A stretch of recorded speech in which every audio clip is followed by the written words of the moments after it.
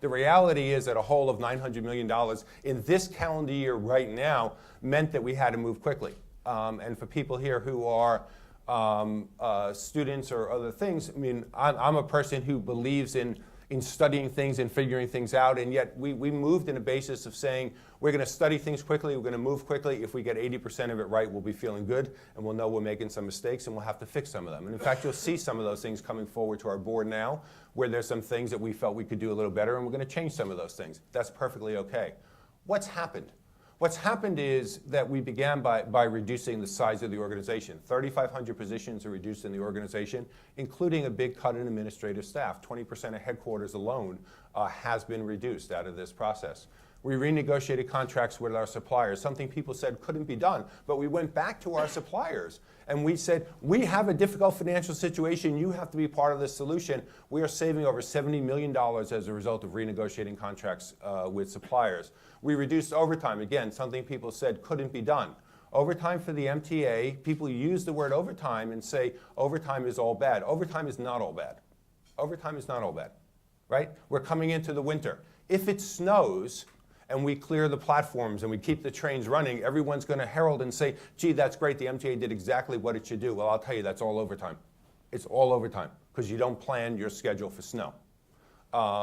There's lots of overtime that is good overtime, but we've gone in and we've said, but there was bad overtime in there. We've reduced overtime by over 10%, over $54 million.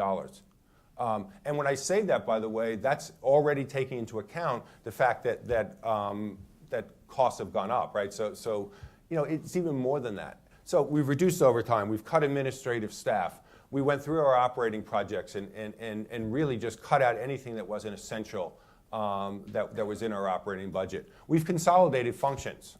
We consolidated our press office, we cut the cost by a third. We're in the process right now of consolidating IT, HR, purchasing, other corporate communications. The sum of all this is that we went in and the sum total that we have saved is approximately $500 million right now. Not $500 million as a one-shot, but $500 million on a recurring basis, year after year. And in fact, I think that some of the efforts that we're making right now, that $500 million will grow to $750 million by 2014.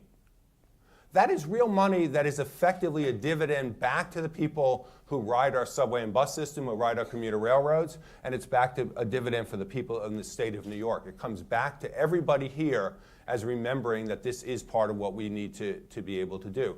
I'm especially proud of what we've done on it. We've done it incredibly quickly. We've done it in an environment in which people said could not be done, and it has been done.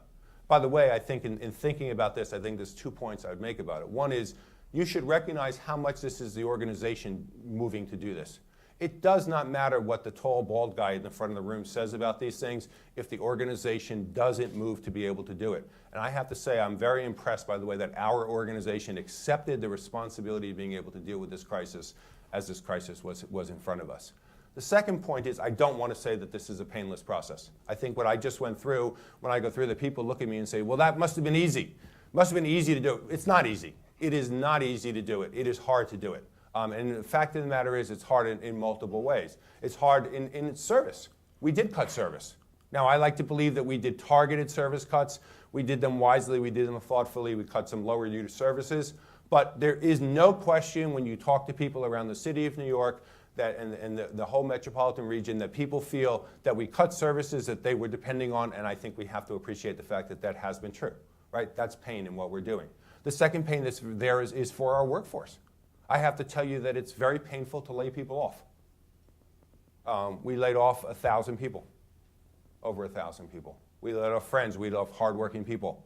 I came out of the subway this morning, just over here, and I said hello to the woman who was in the booth. And she said, Mr. Walder, may I ask you a question?